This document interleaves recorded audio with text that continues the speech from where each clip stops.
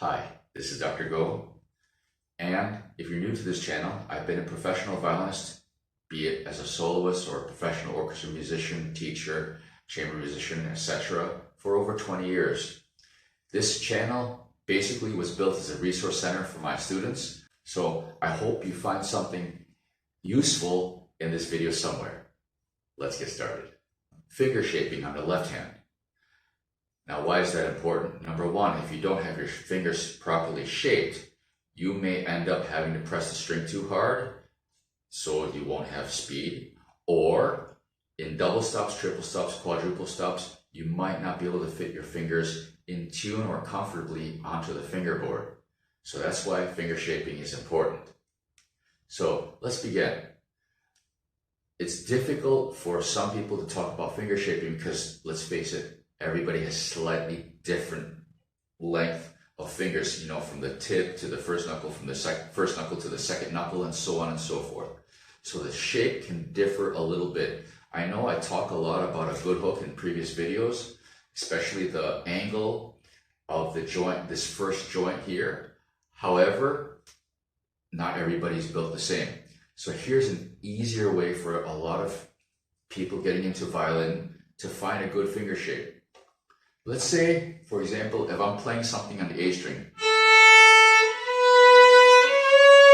Okay?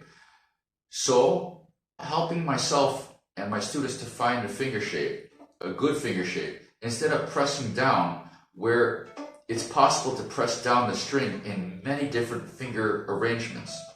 Something that has worked very well for my students is to put the finger directly between the D and the A string, so you touch the fingerboard with the tip of your finger and then slightly pull the string. And you should start with almost no sound. You should get a ghost sound with this. And you slowly pull more and more until it stops.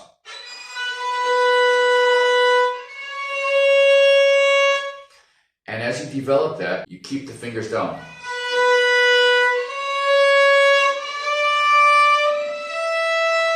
And by pulling, you're starting to make a finger shape, a proper finger shape. And you only need to keep pulling until the string stops. Don't pull more than that. As you do this exercise a few times, you'll eventually be able to know how hard you have to pull in order to stop the string. And notice the string is not touching the fingerboard, it's not going down, it's moving to the side. As you get better, your body starts to learn exactly the shape of the bones have to be in your fingers in order to stop the string. And eventually, you're able to stop the string with very minimal force and effort. Whether you pull or you drop the finger on, that shape is going to stop the string. That's on top. That's from the side. Finger shape is very similar.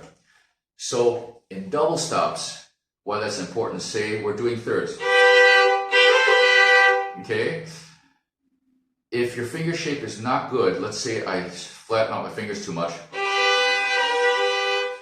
adjustment gets a little bit more difficult, and reaching has to happen more in this case of a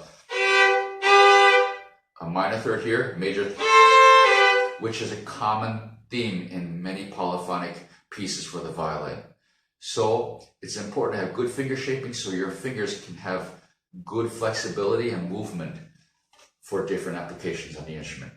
I hope that inside this video you find something useful, and again, if there's anything that I said that is contrary to what your teacher tells you, please ignore me, listen to your teacher.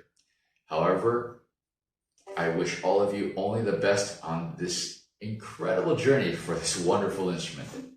Cheers.